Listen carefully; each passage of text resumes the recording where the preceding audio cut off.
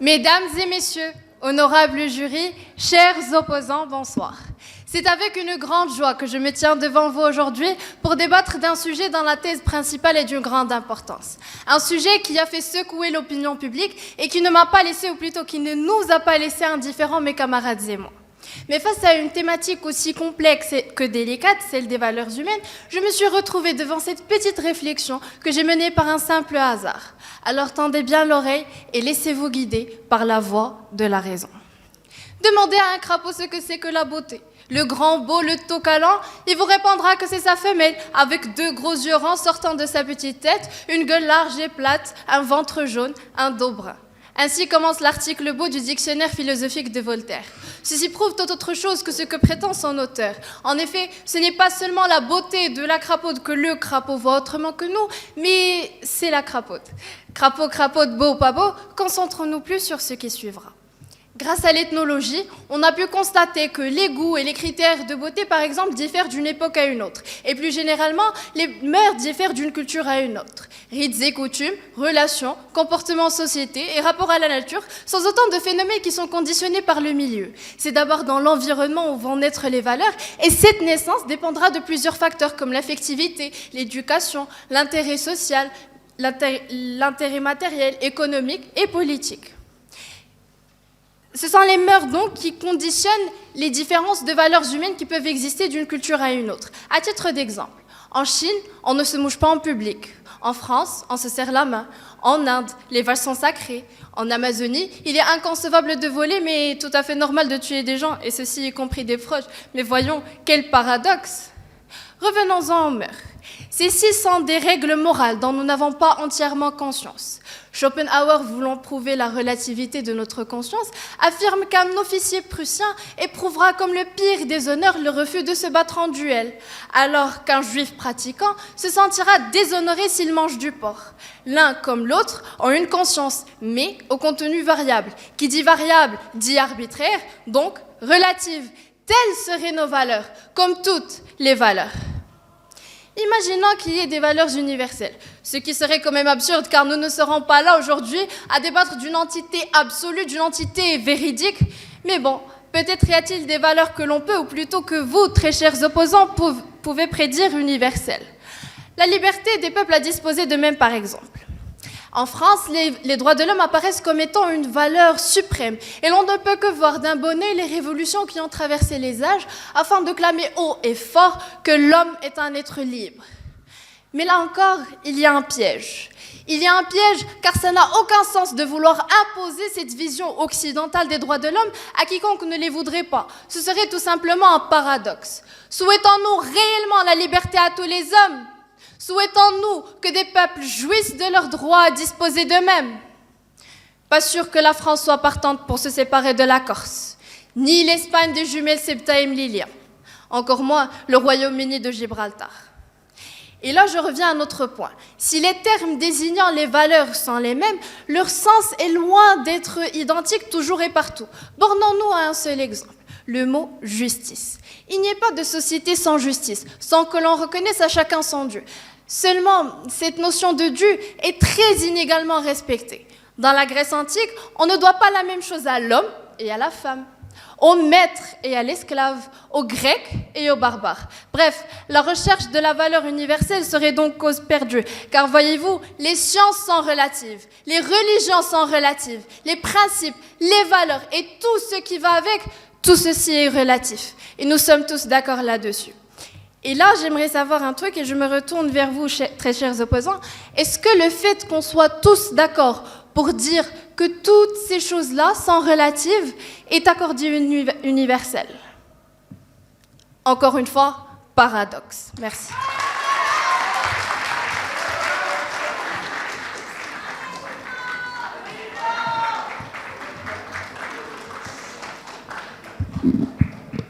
Il y a quelques jours, j'étais assise sur mon lit avec mon chat, et puis j'ai pris le temps d'observer ses yeux. Je me suis aperçue que les yeux de mon chat étaient d'un bleu splendide, d'un bleu tellement magnifique. Et puis j'ai pensé à ma camarade Doha, ici présente, qui préfère les chiens, et qui trouve que mes chats ne sont pas si beaux que ça. C'est à ce moment-là que j'ai réalisé que la beauté est une valeur relative. Chacun d'entre nous a sa propre définition de la beauté. Je parie que dans vos têtes, vous pensez que je suis en train de me contredire. Elle est censée dire que les valeurs humaines sont universelles, et elle nous parle d'une valeur relative. Ne vous inquiétez pas, je vous assure que ce n'est pas du tout contradictoire à ma position. Bon, pour vous expliquer tout ça, lisons attentivement le sujet d'aujourd'hui. Il n'existe pas de valeur universelle, toute valeur humaine est relative. Toute valeur humaine est relative.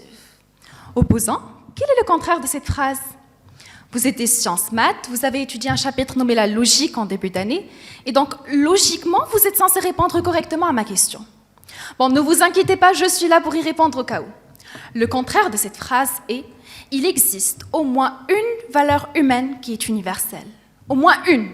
Donc, il suffit que nous démontrions qu'il existe au moins une seule valeur humaine qui est universelle pour prouver que votre thèse est fausse.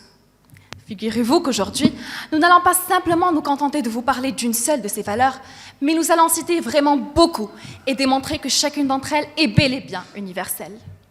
Mais avant de commencer à vous donner des exemples concrets, discutons un peu du concept de valeur universelle. À votre avis, qu'est-ce que cette notion désigne exactement? Une valeur universelle est une valeur qui relie l'humanité tout entière. C'est une valeur qui se trouve partout où l'humain se trouve. C'est une valeur qui a existé durant toutes les époques et à tous les endroits à la fois. C'est une valeur qui est là, peu importe si on en est conscient ou pas, peu importe si on le veut ou pas. C'est une valeur qui est toujours là. Quand vous prenez le temps de vous parler, de vous découvrir, d'observer attentivement chaque chose qui se passe en vous, quand vous repensez à tous vos comportements conscients et inconscients, quand vous repensez à votre relation avec le monde, votre relation avec vous-même, quand vous prenez le temps de simplement être dans le moment présent et de ressentir chaque chose qui se passe autour de vous, vous réaliserez que ces valeurs-là sont présentes dans votre vie. Elles se manifestent bien sûr différemment et à différents degrés dans la vie de chacun d'entre nous, mais elles sont là. Elles sont toujours là. Bon, je ne sais pas si vous comprenez un petit peu ce que je veux dire, mais prenons un exemple concret afin d'illustrer mes propos. Le respect. Le respect est une valeur universelle qui nous unit tous en tant qu'humains. Chacun expérimente le respect à sa manière et à des degrés différents, bien entendu. Mais ce qui est sûr, c'est que c'est une valeur présente dans la vie de chacun d'entre nous. C'est aussi une valeur nécessaire à la vie en communauté. Afin d'entretenir une relation saine avec les autres, le respect est une valeur fondamentale qui doit être présente. Car toute relation non fondée sur le respect n'a pas sa raison d'être. Et cela s'applique aussi à notre relation avec nous-mêmes. Quand nous nous respectons, cela nous aide à mieux respecter autrui et par la suite nous aide à avoir une vie meilleure. D'ailleurs, Confucius a dit « Le sage respecte tout. Avant tout, il se respecte lui-même. » Merci.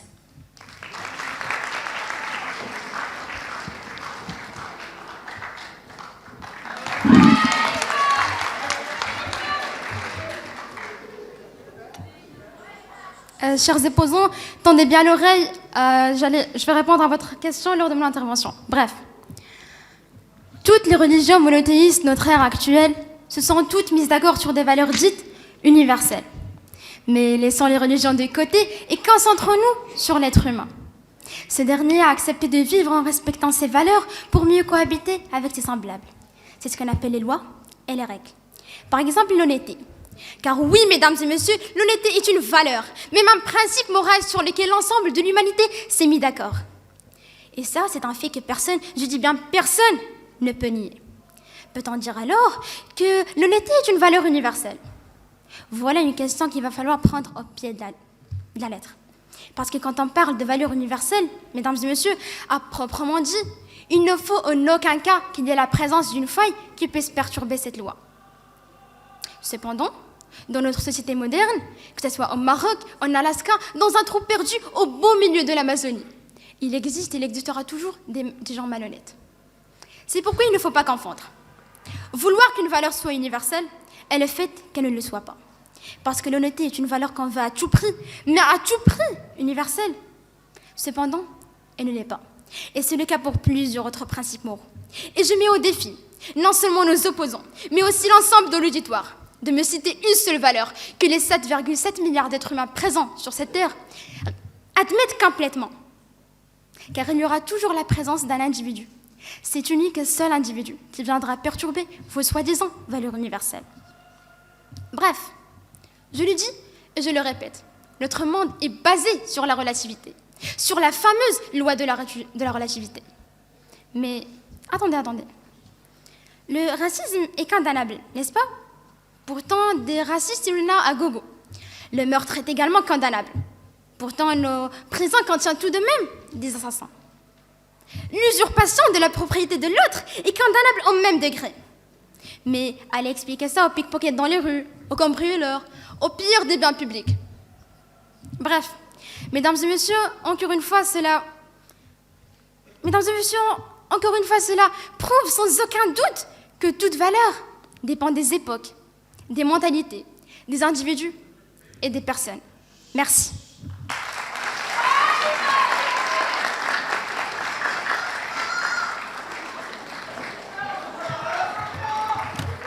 Opposants, ce que vous ne comprenez pas, c'est que la transgression ne prouve pas l'inexistence.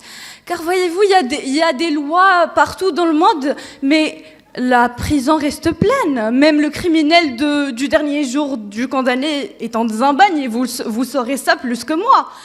Mais vous ne pourrez pas me contredire parce que les lois sont de l'encre sur du papier, ça existe. Et si je mens, ça ne veut pas dire que l'honnêteté n'existe pas, c'est la même chose. Et donc, audience, comme vous le voyez, je suis une femme ou un homme, ce que vous voudrez, mais je suis essentiellement un humain, un homo sapiens qui peut parfois être très schizophrène. Non, je dirais comme un dédoublement de personnalité. Du coup, je vous mets en garde depuis le début, l'une de mes personnalités peut surgir de nulle part, mais n'ayez pas peur, car elles sont vraiment importantes pour moi. Déjà, je les ai nommées les valeurs universelles. Je sais que sans elles, je ne serais pas unique, spéciale, je ne serais pas humaine. La vie est longue et dure. Je suis la sagesse, heureusement. Je vis et je survis, mais je constate que si je vis, vous vivez, nous vivons tous comme tout humain qui respire. Et donc, conclusion, moi, la sagesse, je réside en chacun de vous, en chaque personne qui a existé, qui existe en ce moment et qui existera à jamais, même en un enfant de 6 ans après son premier jour d'école. Regardez, je sens de la bonté dans la salle. Regardez nos opposants et leur esprit d'équipe. Mais pourquoi laisser une personne à galérer dans des pensées illusoires si l'on peut les aider, être solidaire, être la gentillesse incarnée que moi? Et en parlant de conseil opposant, ça me brise le cœur de vous voir en train de défendre une cause aussi absurde. Ce n'est pas pour vous contrarier ou vous offenser, c'est vraiment le contraire, c'est pour vous guider. Je suis votre aîné, je veux vous guider. Et donc, je vais vous poser 3 questions. Alors, tout doucement. Première question, est-ce que vous voyez, est-ce que vous ressentez ces valeurs universelles? Non? D'accord. Alors, deuxième question, est-ce que vous voyez votre cerveau pour l'instant? Non. À moins que vous ayez des super pouvoirs, ce n'est pas possible. Mais ça ne veut pas autant dire que ça n'existe pas.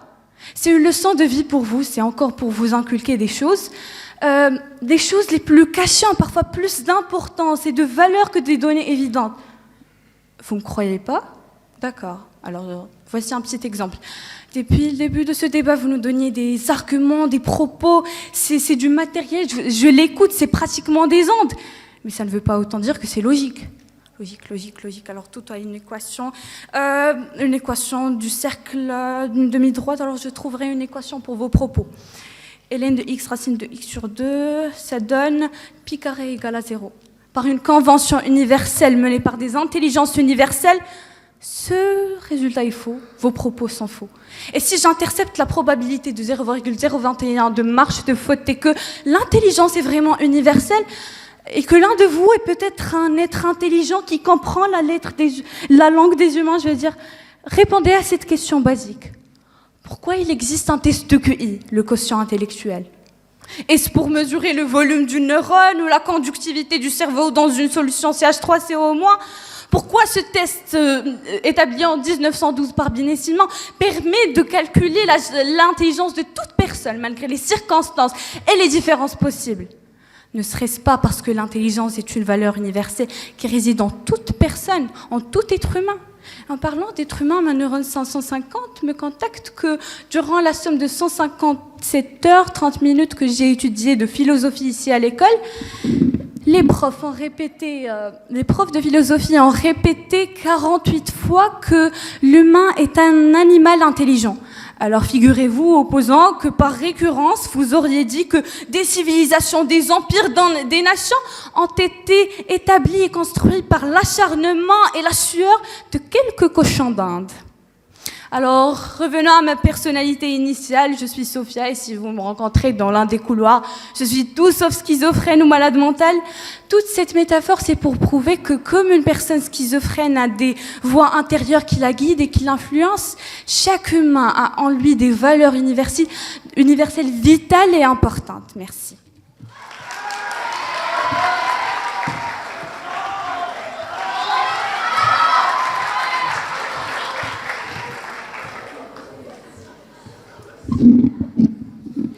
Déjà, chers opposants, vous avez dit que est-ce qu'enfreindre une valeur que vous présumez universelle la rendra relative? Là aussi, on trouve si une seule personne qui enfreint cette valeur, cela la rendra relative. Mesdames et messieurs, bonjour. À moins que je n'ai sans savoir le don de voyance en moi, je ne pourrais vraiment connaître ce qui réside dans vos esprits. Je ne pourrais savoir ni vos idées, ni vos intentions, ni vos arguments, et encore moins ces valeurs universelles qui vous animent à faire ce que vous faites. Parce que oui, ces valeurs, elles sont immatérielles, elles sont abstraites, et seul vous êtes vraiment capable de les cinématiser à votre propre façon et dans votre tête. Il suffirait de donner à chacun de nous une feuille et un stylo et de nous demander d'allégoriser une de ces valeurs. Alors, il n'y a pas mieux comme exemple que l'amour. Bien entendu, certains vont écrire, d'autres dessiner. Restera un certain Abdelkader qui vous donnera une feuille vide. Alors, ne vous inquiétez pas, on s'intéressera à la vie d'Abdelkader et on fourra notre nez dedans, bien sûr, typique marocain. On lui demande donc, pourquoi vous n'avez rien écrit sur votre feuille? Eh bien, il ne répond que lui, il ne croit pas en l'amour, il ne croit pas à l'eau fraîche. Abdelkader n'admet donc pas l'amour comme valeur humaine. Toujours est-il que je vous presse encore vouloir riposter que Abdelkader est un intrus, une exception à la règle. Certes, j'y consens. Pourquoi? Parce que moi-même, je suis une exception à la règle. Vous êtes des exceptions à la règle. Nous sommes tous des exceptions à la règle. Parce qu'il n'y a pas de règle à suivre. On nous a pas demandé à notre naissance si on voulait être musulman ou juif, raciste ou xénophobe, féministe ou sexiste, ou bien même libre ou prisonnier. Parce qu'à l'instant même où je parle, naissent des gens qui se trouvent dépourvus de toute valeur humaine, dépourvus de tout droit humain et dépourvus de toute liberté morale. Bien oui, je vous parle de ces gens en Syrie, en Palestine, en Afghanistan, en Chine, et j'en finirai jamais d'en citer, qui vivent sous la pression perpétuelle de pays qui prétendent avoir les valeurs humaines les plus nobles. C'est pour ça, chers opposants, que moi, j'aimerais bien y vivre dans votre monde où les valeurs humaines seraient partagées par tous. J'aimerais vivre dans un monde où tout humain a comme but d'atteindre ses valeurs. Un monde où idées et doctrines ne feront que se complimenter les unes les autres. Un monde où opposition d'idées engendrerait un débat plutôt qu'une guerre. Un monde où la violence ne trouverait pas de siège. Un monde utopique aux antipodes du monde où nous vivons aujourd'hui. Donc, chers opposants, j'ai donc une question pour vous. Avons-nous tous les mêmes valeurs humaines? Il me semble évident que vous allez répondre par un oui. Mais je rétorquerai par une autre question. Est-ce que Daesh admet les mêmes valeurs humaines que l'islam? Je laisserai donc votre conscience humaine et religieuse mijoter dans son jus.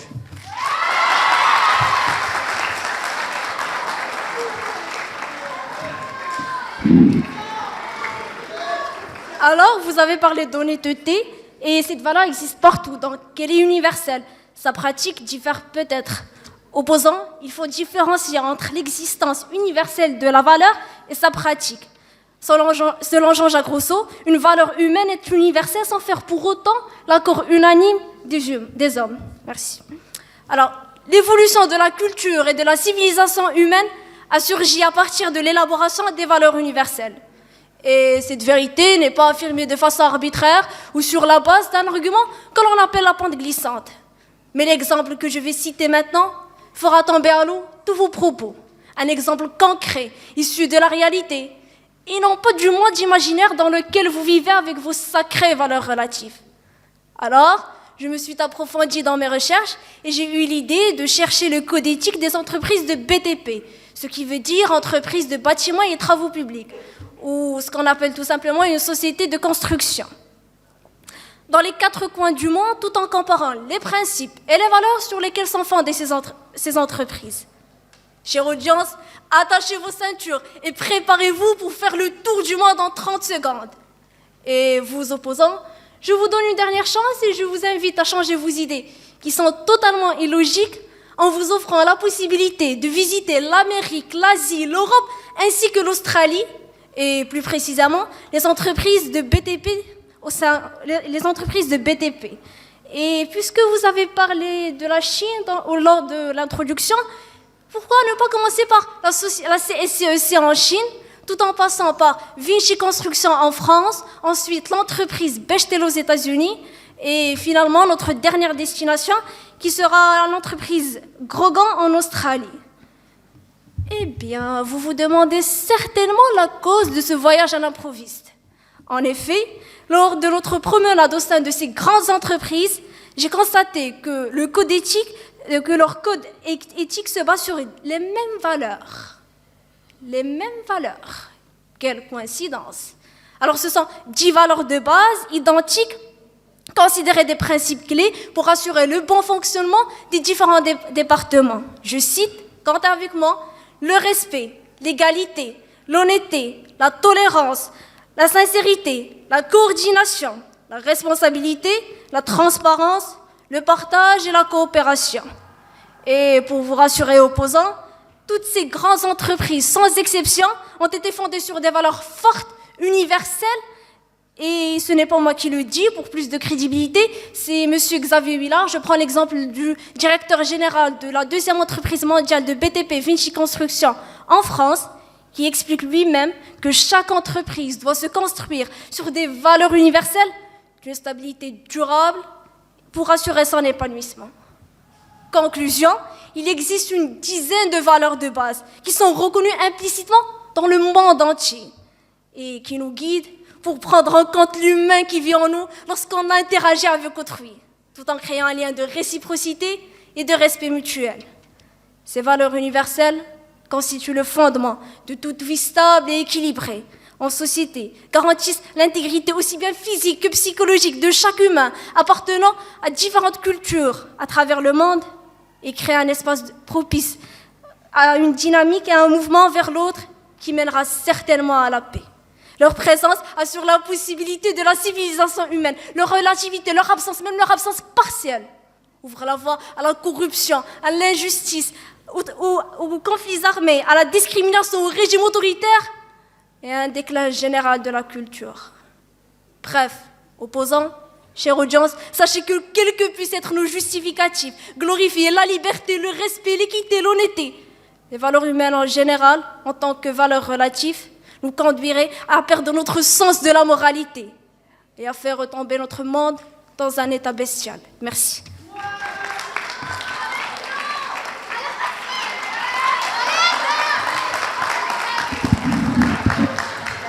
Chers opposants, ne prenez pas la réalité d'entreprise pour une vérité, s'il vous plaît. Selon Machiavel, il est commun de ne pas révéler ses stratégies de guerre à son adversaire. Il est même conseillé de les tremper afin d'aboutir à ses fins. Vous qui prenez l'honnêteté comme valeur humaine qu'on ne doit pas en aucun cas enfreindre, auriez-vous fait de même et fait preuve d'honnêteté en nous donnant vos arguments avant le débat? Je pense pas, chers opposants.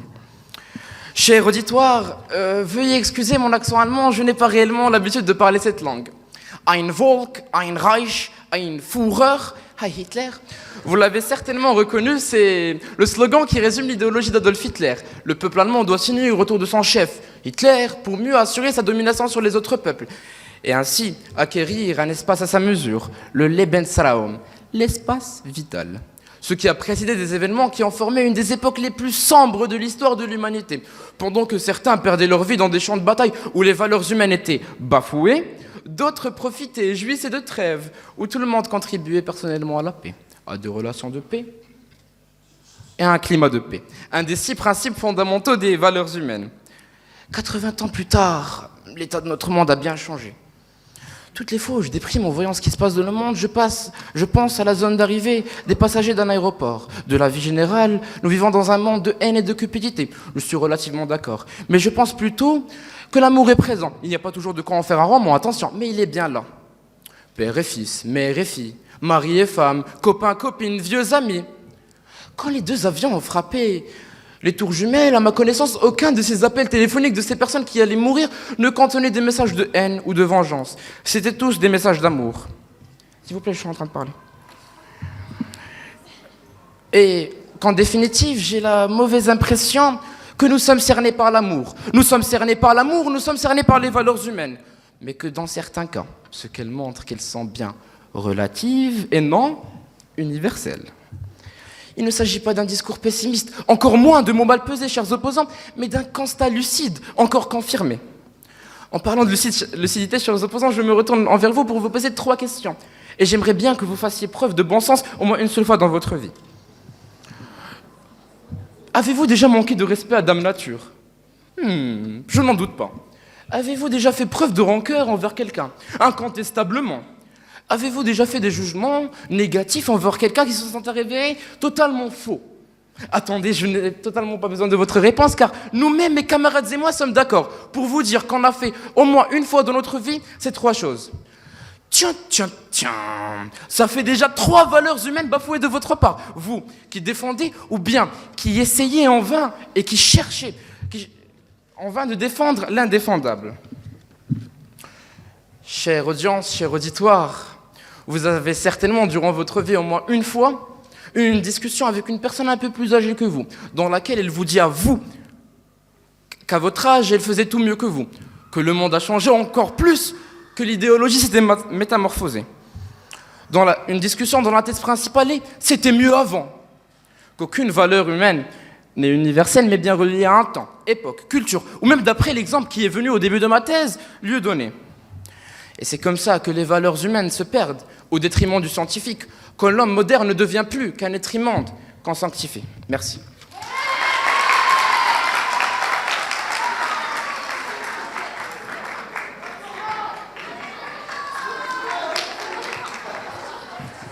Bon, t'écouter depuis longtemps, ne t'inquiète pas pour ça. Personne ne t'impose quelque chose. Chacun de nous, au fond, a le droit de prôner les valeurs qu'il veut.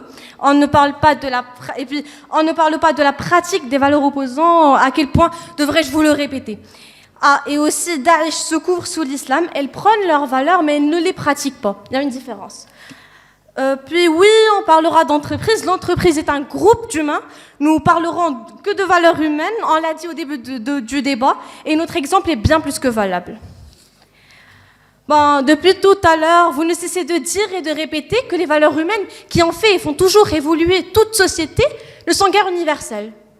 Que toutes ces bases-là, instruites et bien enracinées dans nos peuples, dans notre humanité, ne sont que relatives. Excusez-moi, opposant, mais penser comme ça en étant sciences maths n'est pas une si bonne manière de raisonner logiquement.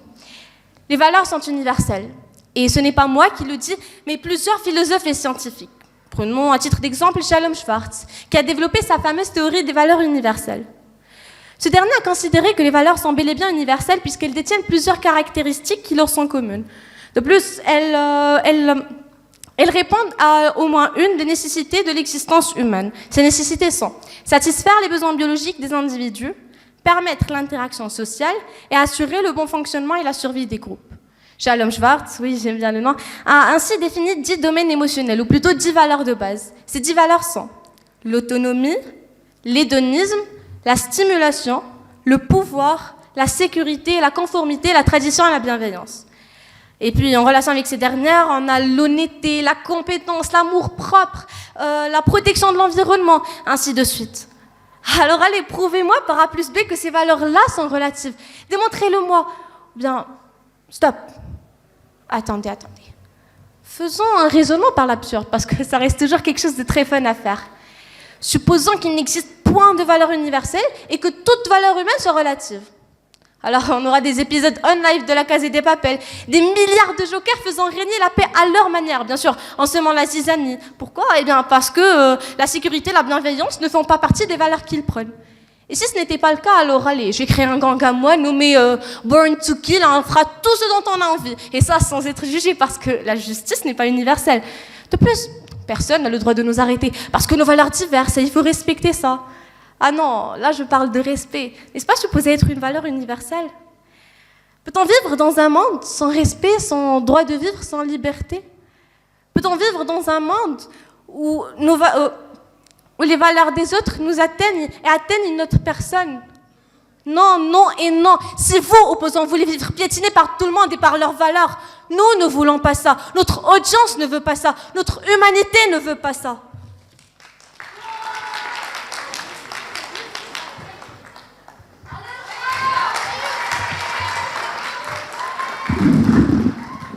Alors, vous avez dit que les valeurs universelles, d'après vos propos, sont présentes d'une façon implicite.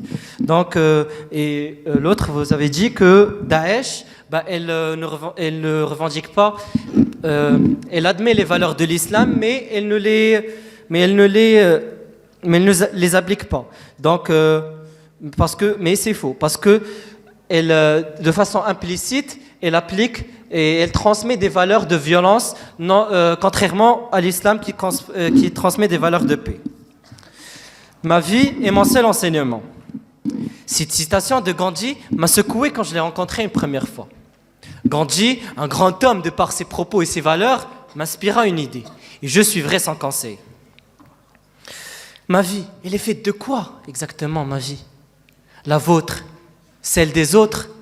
Elle est faite de mes parents, de mes frères, de mes sœurs, de mes alliés, de mes ennemis, de mes gloires, de mes échecs, de mes vertus et de mes péchés.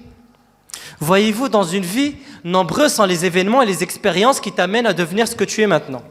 Nombreux sont les gens qui te disent ce que tu dois faire ou pas. Et nombreuses sont les personnes qui te veulent du mal. Mais ne vous inquiétez pas, il y a les valeurs humaines universelles à la rescousse. Alors, on nous a dit que ces valeurs feraient l'objet de défense pour l'homme abusé. On nous a dit que ces valeurs feraient en sorte que justice soit établie parmi tous les humains sur cette terre. Sauf que, malheureusement pour nous tous, ceci est un leurre établi par des Grecs anciens, une propagande libérale qui est établie par eux pour asseoir leur puissance vis-à-vis des autres nations. Et donc, les répercussions de cette propagande se feront sentir à chaque fois que le mot valeur humaine est prononcé par quelqu'un. Et c'est dû à quoi tout ça? Eh bien, c'est dû à votre esclavagisme à la perfection. Vous penchez vers tout ce qui vous semble simple et juste, sans pour autant essayer de dévoiler la réalité des choses. Et vous avez été dupés par des gens qui veulent camoufler la dictature qu'ils exercent sur les démunis par une soi-disant démocratie qui garantit les mêmes valeurs à tout le monde. Parce que franchement, tout le monde qui proclame que tes valeurs humaines seraient the valeurs universelles, ça serait le comble, n'est-ce pas? Tu massacres des gens par-ci, tu enflammes des guerres par-là, puis avant même de t'en rendre compte, tu te retrouves avec le Dalai Lama discuter de paix. Encore une fois et toujours, un réel paradoxe.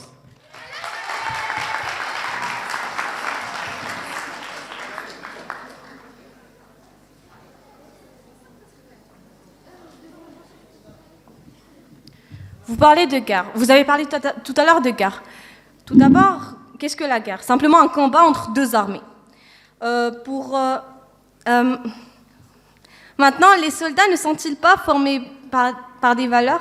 Respect du chef, sacrifice durant le combat, entraide pour la victoire. Une victoire qui mènera vers la paix qui régnera. Voyez-vous, même dans les pires moments, ces valeurs existent. Je me pose plusieurs questions, comme n'importe quel être humain. En humanité me le permet, peut-on dire. Et parmi les questions que je me pose, c'est par rapport à l'amour, considéré valeur universelle.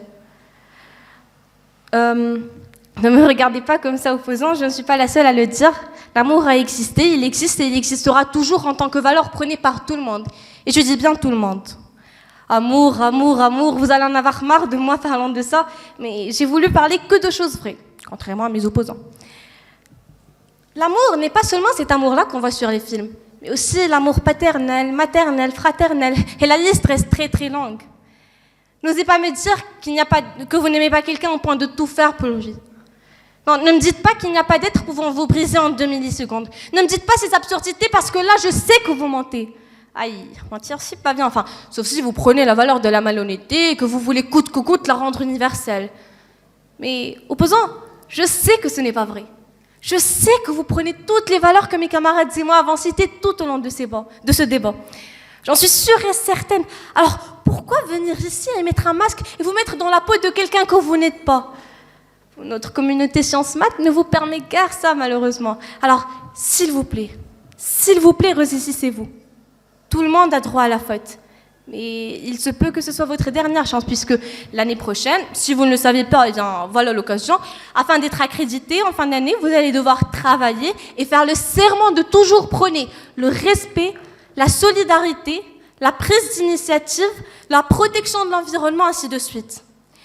Et puisque je sais que vous ne voulez surtout pas être hypocrite, mais après qui sait, je vous offre la chance de rejoindre notre camp. Chère audience, aujourd'hui, j'ai envie de partager avec vous les quelques pensées que j'ai, les problèmes, ou plutôt situations auxquelles je fais face. Je suis comme mes opposants, comme vous, et comme n'importe quel être humain vivant sur Terre. J'ai des envies et des objectifs, et j'essaie de me donner corps et âme pour les assouvir. Comme pour ce débat d'ailleurs, et l'examen national que je passe en fin d'année, ou même le sourire que je trace au visage des gens que j'aime. Mes objectifs sont très clairs, enfin, je pense, car on trouve le dépassement de moi-même, l'indépendance, la réussite et bien sûr le bonheur qui vient avant tout. Opposant, je ne veux guère me voiler la face et cacher mes intentions, comme le dirait Machiavel, pour convaincre mon audience d'une position dont je ne suis guère convaincue. Je sais qu'ils ont confiance en moi et je sais qu'ils croient, pas tous effectivement, mais je n'ai pas envie de leur mentir en un sujet qui est aussi important. Un sujet qui nous concerne tous et toutes. Les valeurs humaines universelles existent. Prônons-les. Ne les oublions pas. Parce que sinon, malheur régnera. Vous allez me dire, comment ça? Pourquoi?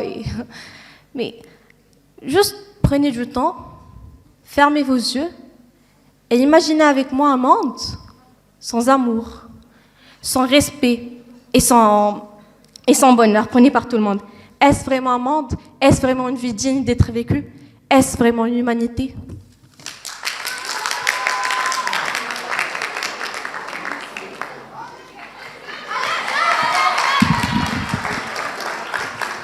Chers opposants, vous citez le respect comme valeur humaine universelle. Eh bien, je vous demande de faire faire preuve de respect et écouter ce que mes camarades ont dit. Parce que, à moins que vous avez mal compris mon camarade Youssef, il vous a dit si une seule personne, mais je dis bien une seule personne, enfreint la valeur, elle devient relative. S'il y a quelqu'un entre nous deux, première année et deuxième année, qui doivent réviser leur cours de mathématiques, c'est bien vous. Vous avez le national, bon sang. Une valeur universelle est une valeur qui existe partout dans le monde.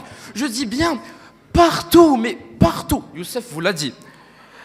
Et Youssef vous l'a dit. Si une valeur dans un trou perdu du troupeau du Rwanda, il n'y a pas de valeur universelle, elle devient relative. Mesdames et messieurs, c'est avec une grande tristesse que mes mains frôlent ce pupitre, à l'idée de s'en séparer dans les minutes qui suivent. Mais avant ça, lisons le sujet qui se trouve au-dessus de ma tête une dernière fois. Il n'existe pas de valeur universelle, toute valeur humaine est relative. Le mot relatif a été maître de cérémonie ce soir. Il est souvent assimilé à Albert Einstein, qui a trouvé une méthode assez simple d'expliquer ce principe assez complexe. Placez votre main 1 minute sur une poêle brûlante et cela passera comme 1 heure. Asseyez-vous auprès d'une jolie fille 1 heure et ça vous semblera passer comme 1 minute. Le temps est donc relatif. Il n'y a pas de notion universelle à proprement parler, chers opposants. Les règles, valeurs, principes et j'en passe nous sont parvenus des cieux. Le Coran, la Torah, le Nouveau Testament, tous des textes sacrés qui sont apparus auprès des hommes pour nous faire transmettre des valeurs. Mais avant ça, qu'est-ce que l'homme était? Le respect, la politesse et l'honnêteté, des valeurs de bonté restent tout de même relatifs selon les âges. Une personne raciste au XVIIIe siècle serait applaudie, alors que dans notre ère actuel, elle se ferait lyncher. À quel moment sommes-nous passés de valeurs universelles à relatives? Ou bien de valeurs relatives à universelles? Eh oui, tout cela dépend des époques. Ce qui peut paraître irrationnel pouvait paraître rationnel à une époque précise. Pendant un petit laps de temps, les choses peuvent dire tout et leur contraire. Freud l'avait bien compris. Il définit l'instinct comme étant un tonneau troué. Ce tonneau même ne pourra jamais donc être rempli. Logique, car il est troué. Mais imaginons qu'à un moment dans l'espace-temps, ce tonneau sera rempli. Même si le moment où il sera rempli est d'1 seconde, il sera tout de même rempli. Et ainsi, il se videra automatiquement. La vie est représentée par ce tonneau. L'eau qui le remplit est tout ce qui est valeur, principe, logique et naturel. Et le trou n'est que le temps qui sépare entre les époques. Lui-même, si la vie est représentée par ce tonneau. Et c'est comme ça que toute notion universelle ne pourra l'être indéfiniment. Tout a une limite, même l'infini. À quel moment passe-t-on d'infini à non infini? Attendez, même M. Khoraibi, notre cher professeur de maths, que je salue au passage, n'a pas su répondre à cette question.